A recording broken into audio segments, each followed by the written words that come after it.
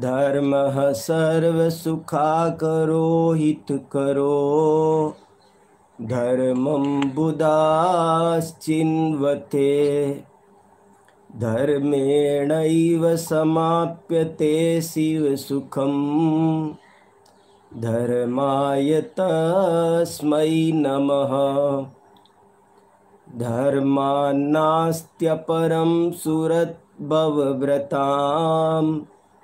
धर्मस्य मूलं दया धर्मे चित्तमहं ददे प्रतिदिनं हे धर्म मां पालय हे धर्म मां पालय।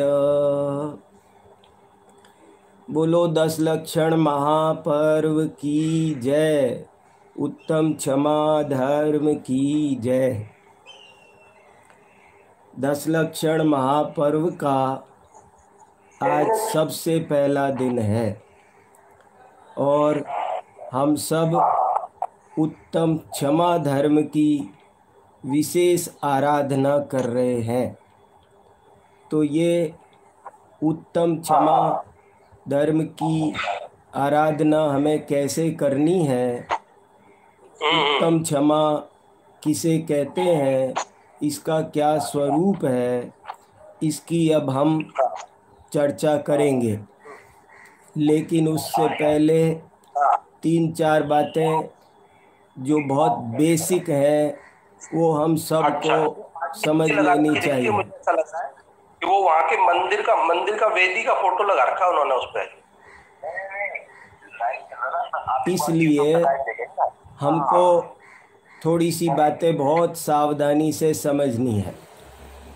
जैसे पहली बात तो हमको ये समझनी है कि धर्म 10 नहीं होते हैं, बल्कि धर्म के लक्षण 10 हैं। हम लोग इसको ऐसा बोलते हैं ना, 10 लक्षण धर्म।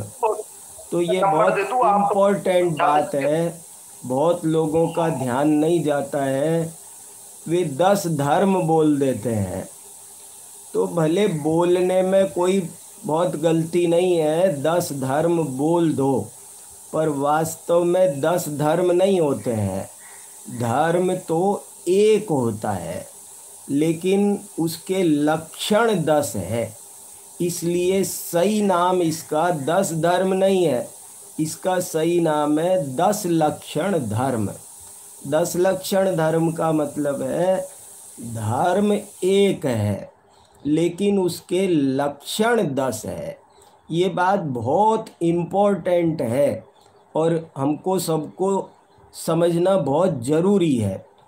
और इसके लिए मैं एक उदाहरण देता रहता हूँ कि जैसे कोई स्त्री एक है, लेकिन उसको एक व्यक्ति मम्मी कह रहा है, एक मामी कह रहा है, एक बुआ कह रहा है, एक ताई कहता है, एक चाची कहता है। स्त्री एक है, लेकिन उसके नाम अनेक है। ऐसे ही धर्म एक है, लेकिन उसके नाम अनेक है। हमें ये बात बहुत अच्छे से जैसे समझ लो, मैं तो एक हूँ, लेकिन मुझे एक आदमी पापा बोल रहा है, एक बेटा बोल रहा है, एक मामा बोलता है, एक चाचा बोलता है। और भी अगर हम दुनिया में भी जाए, मैं डॉक्टर के पास जाता हूँ तो मरीज कहलाता हूँ। अगर मैं प्लेन में ट्रेन में जाता हूँ तो यात्री कहलाता हूँ।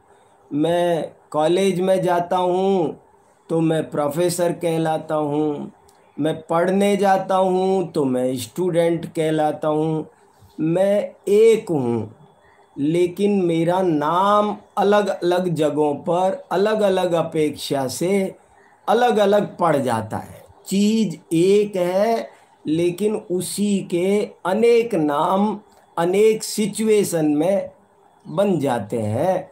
ऐसे ही धर्म 10 नहीं है, धर्म तो एक है। उसको 10 नामों से, 10 लक्षणों से, 10 अपेक्षाओं से, 10 सिचुएशन है, उनके कारण उसका 10 नाम पड़ जाता है। जैसे हमारे अंदर क्रोध बहुत है, तो जब वो क्रोध की तरफ से उसको देखते हैं तो हम कह देते हैं ये क्षमा है। मान की अपेक्षा से उसको देखते हैं तो अरे मान का अभाव हो गया, ये तो मार्दव है। ऐसे हम अलग अलग कसायों से उसके हम अलग अलग नाम रख लेते हैं, लेकिन वास्तव में धर्म एक है। और वो क्या है? आत्मा की शुद्धता का नाम धर्म है। ये लाइन याद करो आप। धर्म किसको कहते हैं? धर्मः शुद्धोपयोगः स्यात्।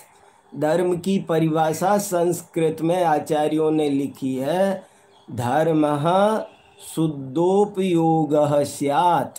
धर्म तो आत्मा की शुद्ध दशा का नाम है, और वही शुद्ध दशा ही धर्म है। ये बात हम सबको पक्का समझना है। धर्म किसका आप कोई भी काम करो, कोई भी काम करो, भले आप तीर्थ पर जाओ, आप माला करो, उपवास करो। जैसे समझो हमने उपवास किया, तो उपवास के समय हमने भोजन भी छोड़ा है, हमने टीवी देखना छोड़ा, हमने श्रृंगार करना छोड़ा, हमने और बहुत कुछ छोड़ा, बहुत कुछ किया, लेकिन उसमें से धर्म किसका नाम है? हमने केवल वो रोटी छोड़ी, उसका नाम धर्म नहीं है, बल्कि उस समय आत्मा में जो हमारी शुद्धता प्रकट हुई है, उसका नाम धर्म है। ये हम सबको अच्छे से याद रखना है। धर्म किसको कहते हैं? आत्मा की शुद्धता का नाम धर्म है। और ये आत्मा की शुद्धता जब हम क्रोध की तरफ से देखते हैं तो क्षमा दिखाई देती है, मान कसाई की तरफ से देखते हैं तो मार्दव दिखाई देती है, माया कसाई की तरफ से देखते हैं तो आर्जव दिखाई देती है, लोभ की अपेक्षा देखते हैं तो वही शुद्धता, उत्तम शौच, पवित्रता दिखाई देती है, जिनकी चर्चा अभी अपन धीरे धीरे क्रम क्रम से करेंगे। तो एक बेसिक बात जानना ये ज़रूरी थी। दूसरी बेसिक बात एक और जानना ज़रूरी है कि ये जो 10 लक्षण धर्म है, इनमें चर्चा में क्रम है, लेकिन इनकी चर्या में क्रम नहीं है। चर्या माने आचरण, आराधना। हमें इनकी जो आराधना करनी है वो 10 की एक साथ होगी। आराधना में ऐसा नहीं होगा कि आज हम क्षमा की आराधना करेंगे, कल करेंगे मार्दव की, तो आर्जव की तो परसों करेंगे, ब्रह्मचर्य की आराधना अभी नहीं करनी है, वो तो 10वें दिन करेंगे। ऐसा सिस्टम नहीं है। हमको तो आराधना 10 की एक साथ करनी है। आराधनाएं जैसे बहुत से, मैं खुद जब बचपन में ऐसे बहुत कहता था कि आज तो क्षमा धर्म का दिन है, आज क्रोध मत करो, और जब दिन निकल जाता था, मार्दव का दिन आता था, तो कहता था आज क्रोध कर सकते हैं, क्षमा का दिन तो गया, वो तो कल, आज तो हम क्रोध कर सकते हैं, आज मान नहीं करना है। ऐसे हम करते थे बचपन में। तो ऐसा बचपना आप मत करना। आज क्रोध भी छोड़ना है, मान भी छोड़ना है, सब छोड़ना है। 10 धर्मों की यथाशक्ति हमको अपनी शक्ति के अनुसार आराधना करनी है, 10 की 10 दिन करनी है। लेकिन चर्चा जब हम करेंगे तो 10 की एक साथ हो नहीं सकती। हमारी वाणी में इतनी ताकत नहीं है। मान लो आज ही मैं 10 धर्मों का स्वरूप बताऊं आपको, तो ये प्रैक्टिकल पॉसिबल नहीं है। प्रैक्टिकल पॉसिबल क्यों नहीं है? कि एक तो मैं ठीक से जल्दी आज ही 10 बताने हो तो मैं 1 घंटे में सबको कितना 5-5 मिनट का टाइम मिलेगा, तो हम बात को ठीक से स्पष्ट नहीं कर पाएंगे, क्लियर नहीं कर पाएंगे। और दूसरा, जब आज ही वही कर लेंगे तो कल किसकी प्रवचन करेंगे। इसलिए हमने चर्चा करने के लिए, उसे डिटेल में उस समझने के लिए हम लोग ये डिसाइड कर लेते हैं कि भाई रोज हम एक एक दिन का व्याख्यान करेंगे, एक एक को समझेंगे। तो इसलिए ऐसा क्रम है, पर हमको आराधना तो अपनी शक्ति अनुसार पूरी की पूरी करनी है। ये 2-3 बातें बहुत ज़रूरी है समझने की। तो अब हम बात आगे बढ़ाते हैं, और भी बहुत सारी बातें हैं जिनको हम धीरे धीरे करेंगे, पर ये 2-3 बातें जानना ज़रूरी थी। तो अब हम बात करते हैं क्षमा धर्म की। उत्तम क्षमा, 10 लक्षण। और देखो इसको भी वहाँ पूजा में भी क्या बोलते हैं, धर्मांगाय। धर्म नहीं बोलते, धर्मंगाय मत बोलना आप लोग। कोई कोई है ना अशुद्ध, पूजा करो तो मन लगा के करो, पूजा में क्या लिखा है उसका मीनिंग समझ के करो। कोई बात आप लोगों को किसी को समझ में नहीं आए तो आप हमारा नंबर नोट कर लो, हमें व्हाट्सएप कर देना, हम आपको उत्तर देंगे। लेकिन आप बराबर उसका मीनिंग समझ समझ करके पूजा करो तो बहुत आनंद आएगा।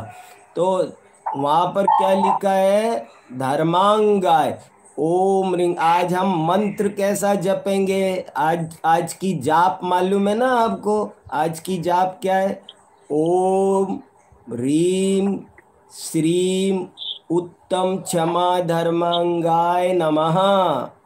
ओम ह्रीम श्रीम उत्तम क्षमा धर्मांगाय नमः। ओम ह्रीम श्रीम उत्तम क्षमा धर्मांगाय नमः। तो ये धर्मांगाय है, धर्मंगाय जल्दी में बोलने की जरूरत नहीं है, धर्मांगाय। धर्मांगाय समझ में आया आपको। धर्मांग, धर्म का ये अंग है, अंग है। जैसे ये हाथ, हाथ वीर सागर नहीं है, हाथ तो इस वीर सागर के शरीर का एक अंग है। हाथ, आँख, नाक, कान, ये सब एक एक अंग है। ऐसे ही आप ये समझ के चलो, धर्म एक है। धर्म तो आत्मा की शुद्धता का नाम है। और इसकी परिभाषा 10 दिन बनानी हो ना तो अब बहुत सरल काम है। जैसे उत्तम क्षमा धर्म किसे कहते हैं, तो आप परिभाषा पक्की याद करो। क्रोध कसाय का अभाव होने पर आत्मा में जो शुद्धता प्रकट होती है उसको उत्तम क्षमा धर्म कहते हैं। सरल है ना बिल्कुल। देखो कंठस्थ करो, उत्तम क्षमा धर्म की परिभाषा बताओ कोई। हमको क्या होता है, अपन लोग कभी कभी खूब कई कई साल बीत जाते हैं 10 लक्षण की आराधना करते करते, लेकिन हमको 10 धर्मों की परिभाषा भी नहीं पता होती। आप सब अपनी डायरी में 10 लक्षणों के नाम लिखो और उनके आगे उनकी परिभाषा तो लिखो। एक एक लाइन में उनकी परिभाषा पक्का रहे और वो परिभाषा हमको याद रहनी चाहिए। वो क्या परिभाषा है, अब उत्तम क्षमा की परिभाषा सुनो आप। क्रोध कसाय का अभाव, अभाव माने नष्ट होना, खत्म होना। क्रोध कसाय का अभाव होने पर आत्मा में जो शुद्धता प्रकट होती है उसका नाम उत्तम क्षमा है। अब कल की परिभाषा बनाना आपको सरल है। कल आपसे पूछेंगे बताओ उत्तम मार्दव की परिभाषा, तो हमारे बताए बिना ही जो समझदार होंगे वे बता देंगे जल्दी से। क्या बताएंगे कि मान कसाय का अभाव होने पर आत्मा में जो शुद्धता प्रकट होती है उसका नाम उत्तम मार्दव धर्म है। तो ऐसे करके सबको आर्जव धर्म की परिभाषा बताओ। तो कोई भी बता सकता है कि माया कसाय का अभाव होने पर आत्मा में जो शुद्धता प्रकट होती है उसका नाम उत्तम आर्जव धर्म है। ऐसे सब की परिभाषा सब घटित करना, घटित ही नहीं करना, उनको याद करना। देखो, ये जैन धर्म एक विज्ञान है। जैन धर्म में ऐसे नहीं है कि भगवान हमारा बेड़ा पार कर देंगे। जैनों को ओरिजिनली कहते हैं श्रमण। क्या बोलते हैं? श्रमण। श्रमण क्यों बोलते हैं? कि जो श्रम में विश्वास करे। श्रम माने मेहनत, पुरुषार्थ। हम जैन धर्म कहता है तुम्हारा बेड़ा कोई दूसरा पार नहीं करेगा, तुमको खुद ही मेहनत करके अपना कल्याण करना पड़ेगा। तो अपने को खुद ही मेहनत करनी है और तब हम खुद ही अपना कल्याण कर पाएंगे, कोई दूसरा हमारा नहीं करेगा। ये पक्का समझ लो। कोई तीन लोक में जितने भी चेतन अचेतन पदार्थ हैं कोई भी अपना नहीं है। कोई हमारा भला करने नहीं आएगा। हमको भला करने के लिए खुद ही खड़ा होना पड़ेगा, खुद ही हिम्मत करनी पड़ेगी, तब जा कर के हमको बात समझ में आएगी। इसलिए मेहनत करेगा वो पाएगा, जो करेगा वो पाएगा। ये सीधी सच्ची बात है। पूरी जैन फिलॉसफी का ये सार है। तो परिभाषाओं को याद करेंगे तब ना इनका स्वरूप सही सही समझ में आएगा। चलो, अब उत्तम क्षमा धर्म क्या है, कैसे है, इसको भी थोड़ा समझते हैं। हमने परिभाषा समझ ली कि क्रोध कसाय का अभाव होने पर आत्मा में जो शुद्धता प्रकट होती है उसका नाम उत्तम क्षमा है। तो अब हमको पहले क्रोध भी समझना जरूरी है। क्रोध क्या है? आज का दिन हमको इस बात की विशेष शिक्षा देता है कि हम क्रोध के बारे में थोड़ा गहराई से चिंतन करें। हम क्रोध को जानते सब हैं पर कोई नहीं जानते, हम पहचानते नहीं है। वो क्रोध को देखा हमने सबने है, लेकिन वो क्रोध कितना बुरा है, कितना घातक है, इस पर चिंतन करना है। आज हमको क्या सोचना है?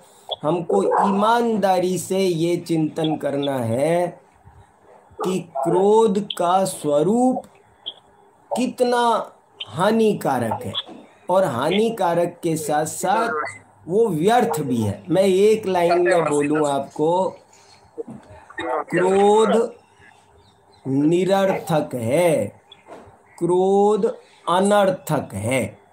दो बात बोली मैंने, देखो ध्यान से सुनना, सब बहुत इम्पोर्टेंट बात है। क्रोध निरर्थक है, क्रोध अनर्थक है। दो शब्द क्यों बोले?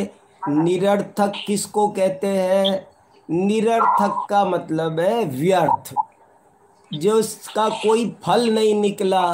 निरर्थक का मतलब होता है कि जैसे हमने पत्थर पर बीज बोया तो क्या फायदा हुआ?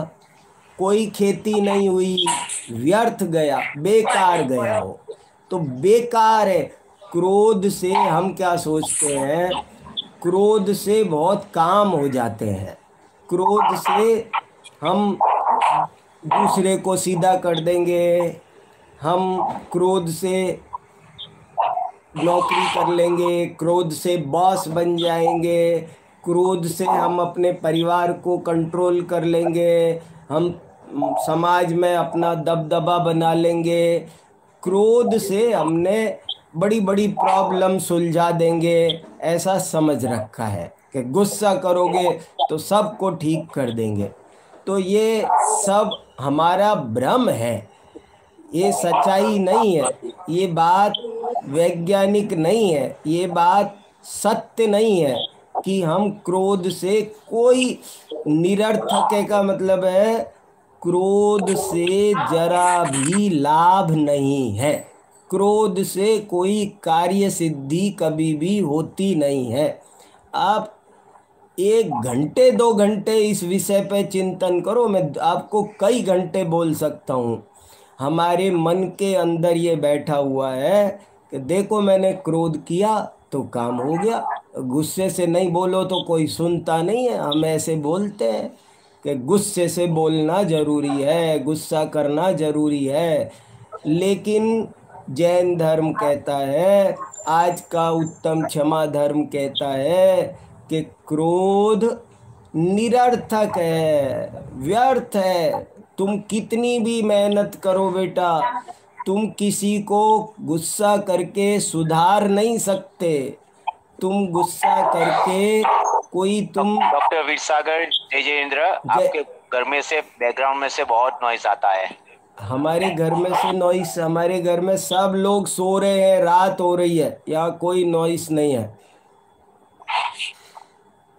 अब चेक करो आप थोड़ा कहाँ से कौन अनम्यूट है, जिसको आप म्यूट कर दो। आप ऐसा करो, मेरे को छोड़ करके बाकी सबको म्यूट कर दो।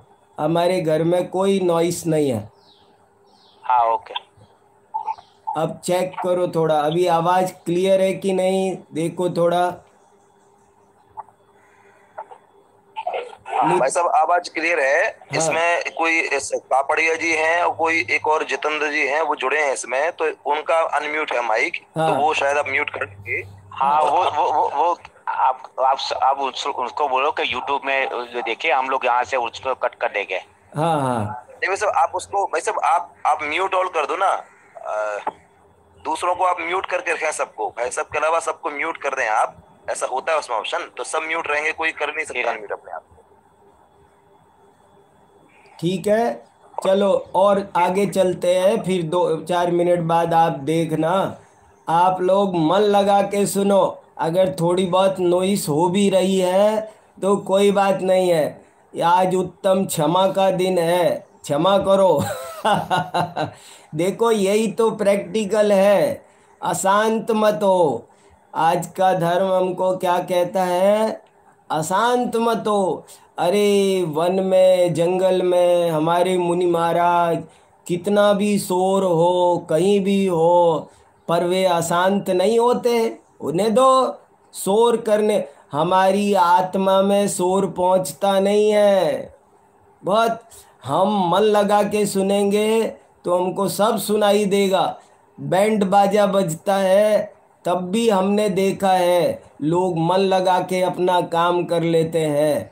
आप कंसंट्रेट करो अपने आप को, साइंटिस्ट की तरह सब कंसंट्रेट करो सब लोग। थोड़ी बहुत आवाज़ आ रही है तो बाकी सबको अनम्यूट कर दो। लेकिन अगर फिर भी नहीं रुकती है तो चिंता मत करो, खुश रहो, प्रसन्न रहो। ये 10 धर्म बहुत इम्पोर्टेंट चीज़ है। अब इन 10 दिन इनमें डूब जाओ, आपको बहुत आनंद आने वाला है। इनको बहुत, अगर यदि हमने ईमानदारी से समझ लिया, थोड़ा भी समझ लिया 10% भी, तो हमारा जीवन मंगलमय हो जाएगा। ये अद्भुत चीज़ है और शाश्वत है, सार्वजनिक है। ये जीव मात्र के कल्याण का धर्म है। ये 10 लक्षण पर्व जैसा कोई पर्व नहीं है दुनिया में, कोई पर्व नहीं है इतना बड़ा, इतना महान। क्या क्या कहने आया है ये 10 लक्षण पर्व क्या संदेश देता है? ये किसी, ऐसा नहीं है कि आज होली है, आज दिवाली है, आज रंग लगाना है, आज पटाखे चलाना है। क्या करना है 10 लक्षण में? आज कोई महावीर जयंती नहीं है कि महावीर भगवान की पूजा करनी है, बल्कि आज तो 10 लक्षण महान पर्व है। आज तो हमें अपनी आत्मा की शुद्धि करनी है। आत्मा की शुद्धि का ये बहुत सुंदर पर्व है। इसलिए हमें आत्मा की शुद्धि पर अरे मन तो लगाओ, कभी हमने जन्म जन्म में जो काम नहीं किया वो काम करने का ये सुंदर अवसर है। जन्म जन्म में जो काम नहीं किया वो काम करने का बहुत सुंदर अवसर है। इसलिए बहुत अच्छे से समझो। देखो, क्रोध सबके लिए बुरा है और सदा बुरा है। सदा, सदा माने एवरी टाइम, हमेशा। क्रोध दिन में करो चाहे रात में, चाहे आज करो चाहे कल करो, क्रोध कभी भी करो, कभी भी। ऐसा आज से 1000 साल पहले कोई क्रोध करता था तो उसको कष्ट होता था कि नहीं? और 1000 साल बाद कोई क्रोध करेगा तो उसको कष्ट होगा कि नहीं? क्रोध कभी भी करो कष्ट ही होगा। Point number 1। पॉइंट नंबर 2, क्रोध कोई भी करो उसे कष्ट होगा। कोई भी करो, कोई भी माने इसमें कोई तरह का कोई पक्षपात नहीं है। मैं करूँगा तो भी मैं कष्ट पाऊँगा, आप करोगे आप पाओगे। हिंदुस्तानी करे, पाकिस्तानी करे, अमेरिका वाले क्रोध करते हैं तो उनको कष्ट मिलता है कि नहीं? सिर्फ हिंदुस्तानी कष्ट करे तो कष्ट मिलेगा, क्रोध करे तो दुख मिलेगा। और अमेरिका वालों को छूट दे रखी है ट्रम्प ने, कुछ क्रोध करो कोई बात नहीं है आपको। तो ऐसा कुछ नहीं होता भैया। चाहे अमेरिका वाले क्रोध करो तो अमेरिका वाले को दुख होगा, जो करे। ऐसा सब जगह ऐसा भेद होता है कि इस काम के लिए लेडीज को छूट है। हमारे दिल्ली में जो लोकल बस चलती है उसमें मैं बैठूं तो टिकट लेना पड़ता है, लेडीज बैठे तो टिकट की नहीं लेना पड़ता, उसको फ्री में ले जाते हैं। तो क्रोध करने ऐसी कोई लेडीज को छूट है कि लेडीज क्रोध कर सकती है, उनको कोई प्रॉब्लम नहीं होगी? ऐसा कुछ है नहीं ना। तो देखो कितना बढ़िया ये साइंस है। ये स्त्री हो चाहे पुरुष, बच्चा हो चाहे बूढ़ा, प्रोफेसर है, अच्छा प्रधानमंत्री हो, जज हो, राष्ट्रपति हो, तो उसको क्रोध करने की छूट है? नहीं है। क्रोध कोई भी करे। 2 लाइन याद करो, सब लोग सब सुनते हैं ना अच्छे से। नितिन भाई, कुमार पाल भाई, सबकी याद आ रही है मुझको। देखो तो देखो क्या कितनी बढ़िया बात बता रहे हैं कि क्रोध सबको दुख देता है। ठीक है, क्रोध सदा दुख देता है। कोई भी क्रोध करे तो उसको दुख प्राप्त होगा। तो हमको ये बात अच्छे से समझनी है। क्रोध अनर्थक है। अनर्थक माने बहुत नुकसान करने वाला है। ये 2 लाइन पर आज आपको घंटों चिंतन करना है। अब बहुत पूरा चिंतन करो आप अच्छे से। क्रोध निरर्थक है, क्रोध अनर्थक है। निरर्थक का मतलब है आप कितना भी करो उसका रिजल्ट 0 है, उससे कुछ होता नहीं है। और अनर्थक माने अनर्थ करने वाला। अनर्थक, अनर्थक जानते हो? जैसे प्रकाशक, प्रकाशक माने जो प्रकाश करे उसको प्रकाशक। लेखक, जो लेखन करे उसको लेखक। पाठक, पठन करे तो पाठक। ऐसे ही अनर्थक, अनर्थ करने वाला। अनर्थक माने अनर्थ करने वाला। अनर्थ माने बुरा, ये बहुत बुरा करने वाला है, इसलिए क्रोध अनर्थक है। अब आप, मैं एक उदाहरण से समझा रहा हूँ, याद रखना थोड़ा सा। देखो मैं आपको जब वहाँ आया था तब भी बार बार आपको सुनाया था कि वाचन से पाचन महान है, सुनने से गुनना महान है। जितना सुना उससे ज़्यादा गुनो। हम क्या करते हैं, सुन लेते हैं। सुन सुन सुन के छोड़ना नहीं है, सुनकर ग्रहण करना है, उसे जमा, उसे बाद में रिवाइज। जैसे हम कोई मकान बनाते हैं, दीवार बनाते हैं और सीमेंट लगाते हैं, तो वो सीमेंट को बाद में हमको पानी से कई दिन तक हमको, अब आप अमेरिका वाले क्या समझोगे, वहाँ ऐसा मकान नहीं होता, लेकिन हो तो यहीं के ना आप सब, आपने सबने देखा है। हम जो यहाँ भारत में मकान बनाते हैं तो वो सीमेंट से बनाते हैं, चूना से बनाते हैं। तो क्या कैसे बनाते हैं कि उसको बनाने के बाद में 4 दिन तक पानी से तराई करते हैं, तब जाके वो मजबूत होता है। तो ऐसे ही आपको मजबूत करना है, तब सब बात समझ में आए, वो मजबूत होगा।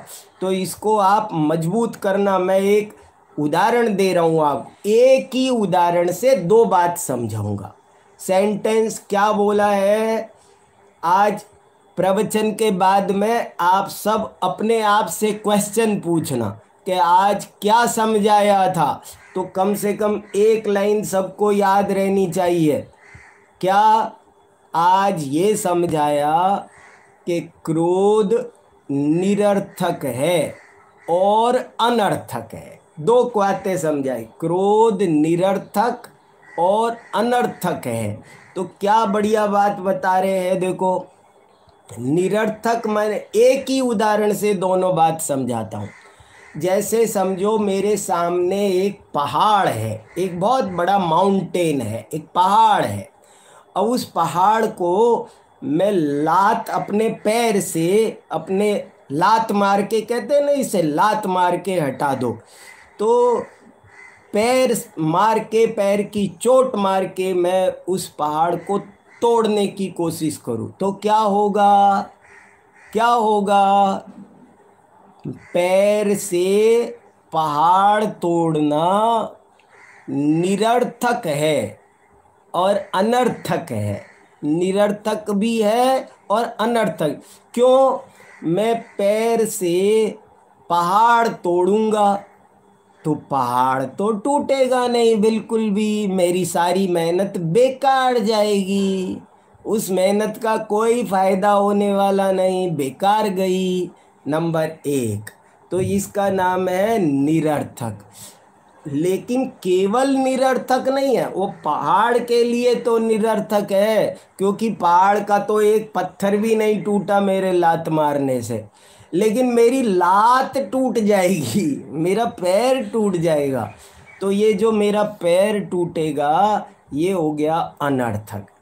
तो ये बहुत इम्पोर्टेंट बात है, कितनी बढ़िया बात है, और इसको हमको बहुत अच्छे से समझना है। इसके बिना हमारा क्रोध छूटेगा नहीं। इसके बिना, ये बात जब तक हम समझेंगे नहीं तब तक हमारा क्रोध छूटेगा नहीं। अक्सर होता क्या है, हम लोग 50-50 साल तक ये बातें सुनते रहते हैं और कोशिश करते रहते हैं कि क्रोध छूट जाए।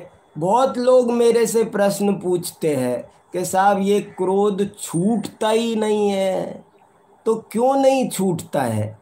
इसलिए नहीं छूटता है कि हम ये बात नहीं समझे कि क्रोध निरर्थक है और अनर्थक है।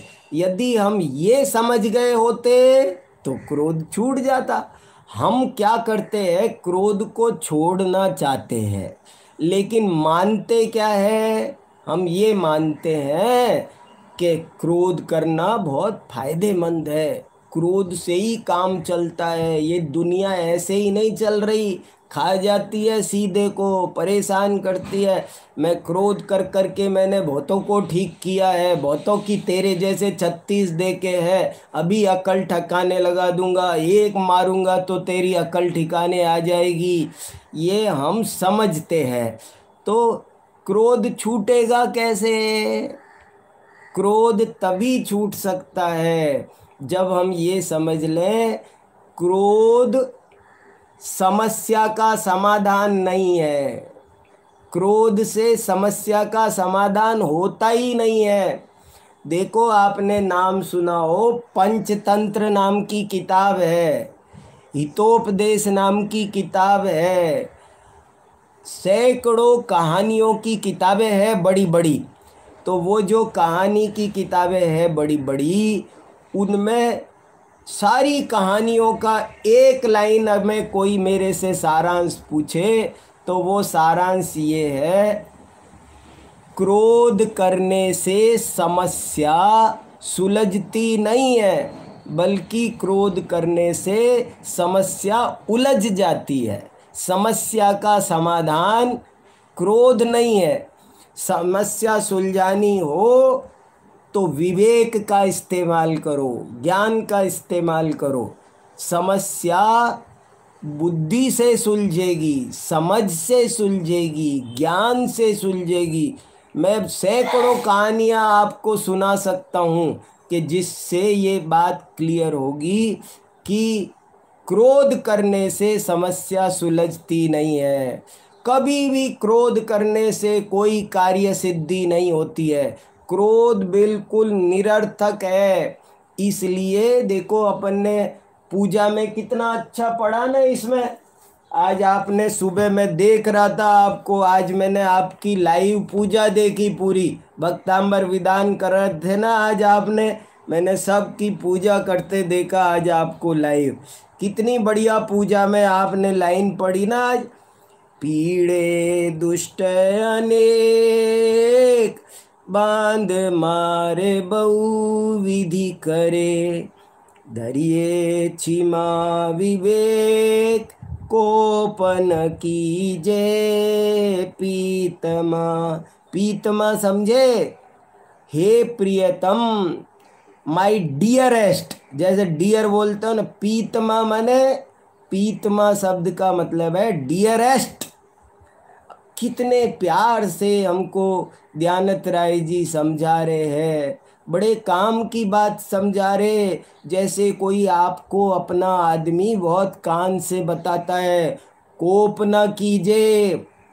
अरे देखो, हम ऐसे ऐसे बड़े बड़े मुनि महाराज के भक्त हैं कि जिनको सिर पर सिगड़ी जला दी, क्या क्या उपसर्ग किया, पर कभी भी जिन्होंने मन में दुख नहीं माना। तो हमको कभी भी मन में दुख नहीं मानना है, हमें क्रोधित नहीं होना है। ये क्रोध है, ये बहुत बड़ी आग है, और ये बड़े बड़े राजाओं को, ऋषि मुनियों, राजाओं की छोड़ो, राजा तो ऐसे ही मरते रहते हैं, पर बड़े बड़े ऋषि मुनि क्रोध के कारण अपना सारा धर्म कर्म खो बैठे। जीवन भर की कमाई, जीवन भर की तपस्या एक मिनट में जलकर राख हो गई। ये सब किसका प्रभाव है? क्रोध का है। देखो, ये सब अच्छे से समझो।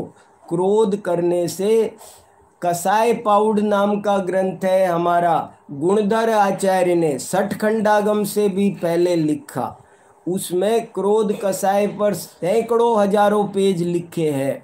और बहुत क्रोध करने से आत्मा की क्या क्या हानि होती है, शरीर की क्या क्या हानि होती है, सब लिखा।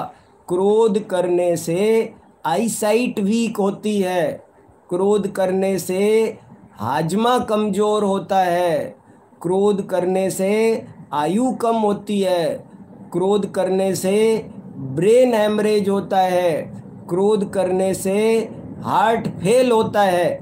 ये सब बातें कसाई पाउड में लिखी है 2000 साल पहले गुणधर आचार्य ने, और उसकी बाद में वीरसेन आचार्य ने जय धवला बहुत अच्छी टीका लिखी है, उसमें वो सब लिखा है। तो हमको ये चीज़ समझना बहुत ज़्यादा ज़रूरी है। कितनी बढ़िया, कोप न कीजिए पी। और कैसे कुछ भी हो जाए, कोई कितनी भी पीड़ा दे, तब भी हमको नहीं करना है। कैसे हमारी समझ में आएगी? बातें करना आसान है, लेकिन इस चीज़ को समझना बहुत ज़रूरी है। ये पहला। देखो और एक गजब की बात सुनो कि 10 धर्मों की स्टार्टिंग भी क्षमा से होती है। हम शुरुआत कहाँ से होती है? क्षमा से। और ये 10 धर्मों का समापन कहाँ होता है? वो भी क्षमा से। क्षमा से शुरू होता है और क्षमा पे ही पूर्ण होता है। देखो कितने बढ़िया दर्शन हो करा रहे हैं आप साथ साथ, बहुत अच्छा। तो कितने देखो, उत्तम क्षमा से शुरू, क्षमा पर पूर्ण। इसलिए ये बहुत ज़रूरी है। ये पहला कहते हैं ना, ये एसेंशियल क्वालिफिकेशन है। सबसे पहले आपको जीवन में सफल होना हो तो आपको सबसे पहला, अरे धर्म के काम में तो छोड़ो, आपको दुनियादारी के काम में भी सक्सेस चाहिए तो शांत रहना ज़रूरी है। क्रोध करने वाला ऑफिस में भी सफल नहीं होता, दुकान पर भी सफल नहीं होता।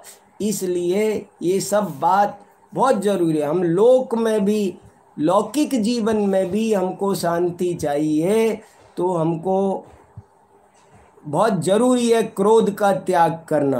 कितना उत्तम क्षमा गहोरे बाई, ये भव जस पर भव सुखदाई, गाली सुनी मन खेदनानो, गुण को अवगुण कहे बखानो।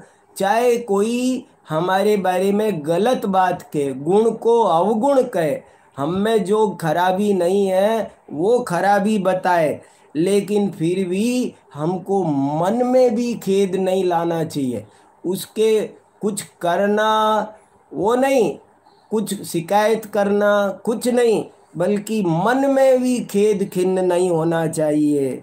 चाहे वो हमारी वस्तु छीने, हमें बांधे, हमें मारे, हमें जान से मारे, हमें घर से निकाले, हमारे शरीर को चोट पहुंचाए, हमको क्या सोचना चाहिए? ते कर्म पूरब किए खोटे, सहे क्यों नहीं जियरा, अति क्रोध अग्नि बुझाय प्राणी, साम्य जल ले सियरा।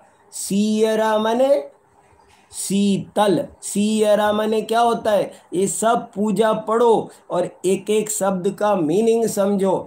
अब सियरा शब्द का अर्थ नहीं आता होगा। जियरा, जियरा माने जीव, अपने अपने से कह रहे। ध्यानत राय जी किससे कह रहे हैं? हे जीव, हे मेरे मन, दूसरे से नहीं। धर्म की बात दूसरे के लिए नहीं है। अभी दूसरों को मत देखो, मैं आपको बात सुना रहा हूँ ना, तो हमारे में कुछ लोग ऐसे होते हैं कि वो इधर उधर देखेंगे। हाँ, वो तो मंदिर में भी गुस्सा करता है। अरे दूसरे को मत देखो, गंदी आदत, ये बड़ी बैड हैबिट है। दूसरे को नहीं देखना, हमको अपने को देख। अपने को समझा रहे कि हे जीव, हे मेरे मन, तूने पूर्व में जो खोटे कर्म किए थे वे ही अब उदय में आए हैं। तू इनको शांति पूर्वक सहन कर, क्रोध मत कर, मन में खेद खिन्न मत हो और क्रोध अग्नि को तू बुझा दे। हे प्राणी, तू क्रोध अग्नि को छोड़। कैसे छोड़? साम्य जल ले सियरा। कितनी बढ़िया बात ली। साम्य, साम्य माने समता। देखो इस दुनिया में कोई अच्छा नहीं है, कोई बुरा नहीं है, ये समता का अमृत है। जैन धर्म वीतरागता का धर्म है और ये समता की शिक्षा देता है। समता भाव का नाम असली धर्म है। हम कुछ भी करें पर यदि हमारी आत्मा में समता भाव नहीं जगे तो धर्म नहीं होता भैया। इसलिए साम्य जल ले सियरा, समता भाव का शीतल जल लेओ, मस्त हो जाओ, आनंदित हो जाओ। तीन लोक में जितने भी चेतन अचेतन पदार्थ हैं, कोई भी अच्छा नहीं है, कोई भी बुरा नहीं है, कोई भी मेरा शत्रु नहीं है, कोई भी मेरा मित्र नहीं है। मेरा आत्मा का जो समता भाव है, जो क्षमा भाव है, वही आत्मा का मित्र है। और जो आत्मा में ये जो क्रोध का भाव है, यही आत्मा का सबसे बड़ा शत्रु है। देखो सुनो, एक छत्र चूड़ामणि नाम का शास्त्र है हमारा। आज से 1200 साल पहले एक हमारे बहुत बड़े महान आचार्य हुए वादीब सिंह सूरी, उन्होंने बहुत डिटेल में हमको समझाया कि क्रोध मत करो, मत करो, मत करो। ऐसे हमको 10-20 बार बोला, इसलिए भी मत करो, इसलिए भी मत करो, इसलिए भी मत करो। और लास्ट में क्या कहा वो आप सुनो, बहुत इम्पोर्टेंट बात। उन्होंने लास्ट में कहा, जब वो गुरुजी समझा रहे हैं शिष्य को कि क्रोध मत करो, मत करो, मत करो, और लास्ट में क्या कहते हैं उसको, वो शिष्य कह रहा है कि गुरुजी मेरा तो क्रोध छूटता ही नहीं है, आपने मुझे इतने तरीके बताए पर मुझे कोई फ़ायदा नहीं हो रहा, मुझे तो क्रोध करना ही होता है, मैं तो क्रोध करता ही हूँ। तो जब शिष्य ने ऐसा कहा तो गुरुजी ने क्या कहा वो सुनो आप, बहुत इम्पोर्टेंट बात कही। गुरुजी ने कहा, अच्छा तुझे क्रोध करना ही है तो क्रोध कर।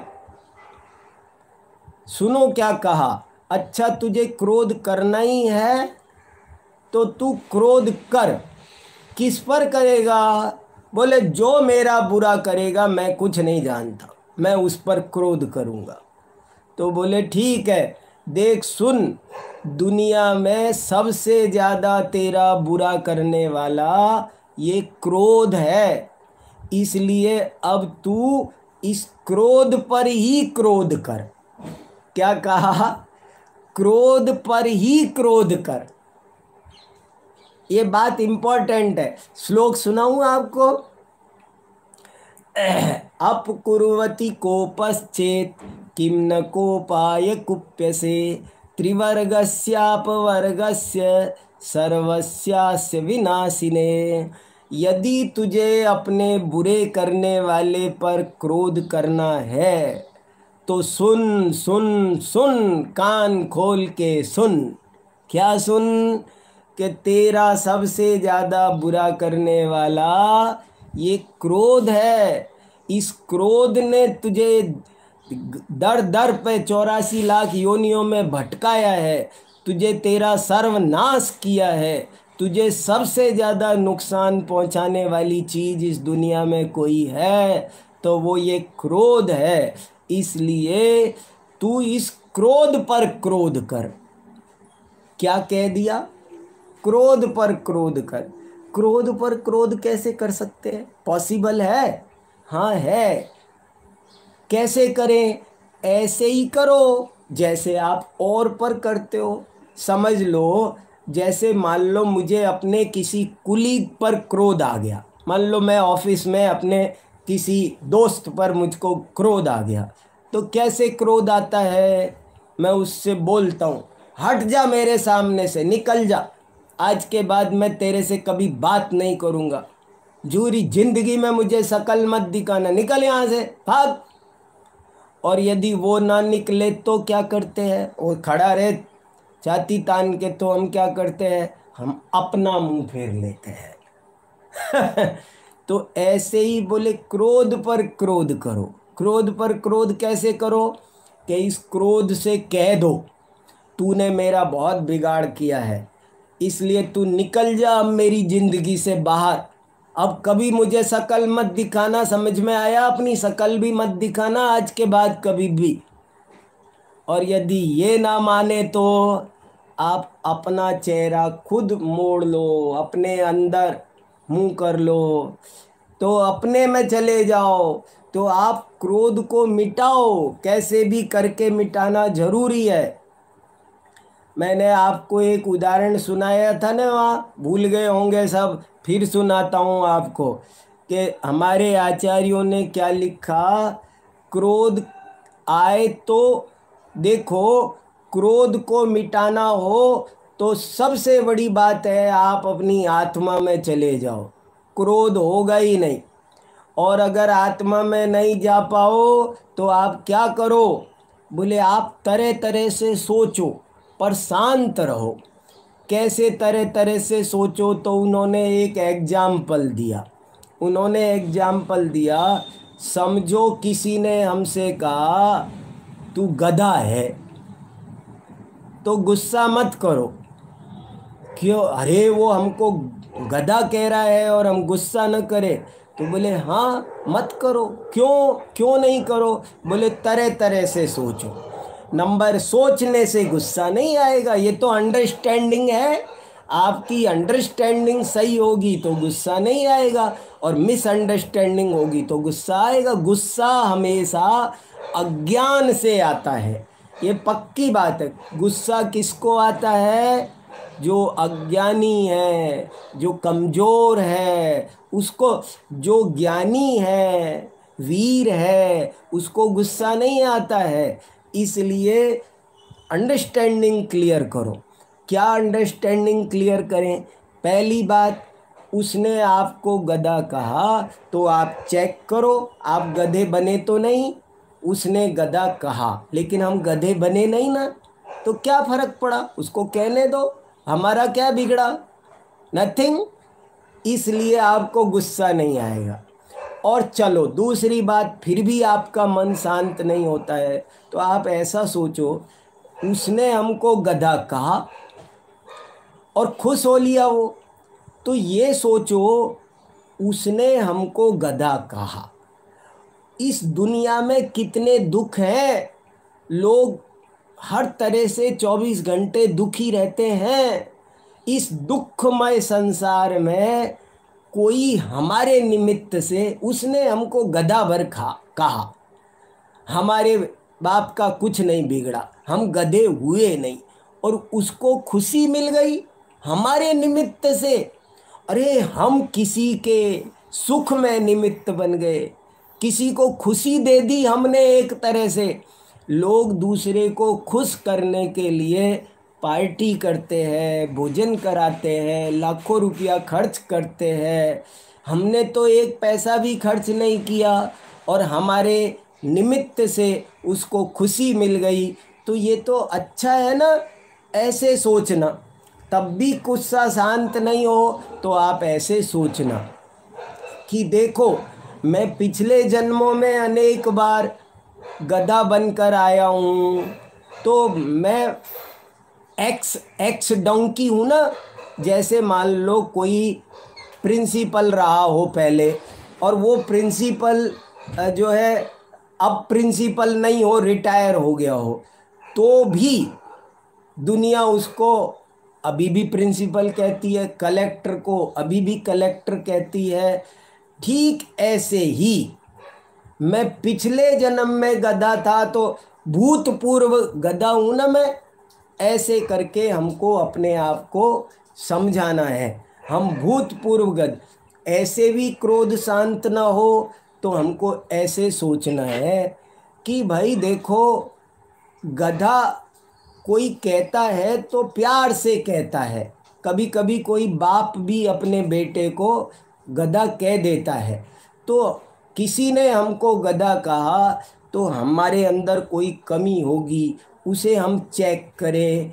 कोई, अरे हमको कोई डांटने वाला है तो ये तो हमारे बहुत बड़े भाग्य की बात है कि कोई हमें डांटने वाला है। और ये सबको नहीं मिलता ये सौभाग्य, बाप भी अपने बेटे को डांटता है। तो ऐसे करके अपने मन को शांत करना। और भी शांत ना हो तो ऐसे सोचना कि गधा माने होता है अज्ञानी, और अज्ञानी, हम अज्ञानी तो है, हम जो है जब तक केवल ज्ञान ना हो तब तक सब अज्ञानी हैं। ऐसे तरह तरह से सोचना, लेकिन क्रोध नहीं करना। क्रोध करोगे तो आप कैसे धर्म ध्यान करोगे? स्वाध्याय करना, धर्म ध्यान करना, ये सब काम बहुत पुरुषार्थ के हैं, बहुत शांति के हैं। कितनी भी प्रतिकूलता आए तब भी शांत रहना बहुत ज़रूरी है, तभी जा कर के हम धर्म कर पाएंगे। तो पहला पाठ है, सबसे पहला पाठ है, क्रोध का त्याग करो, शांत रहो, तभी आप धर्म कर पाओगे। शांति से रहना धर्म है और शांति से आगे बढ़ना धर्म है, तभी जा कर के इस धर्म की आराधना प्रारंभ होगी। हम सब उत्तम क्षमा धर्म को अपने जीवन में धारण करें, क्रोध का पूरी तरह त्याग कर दे। मैं इसी पवित्र भावना के साथ आज की चर्चा पूरी करता हूँ। कल हम उत्तम मार्दव धर्म की चर्चा करेंगे। जय जिनेंद्र।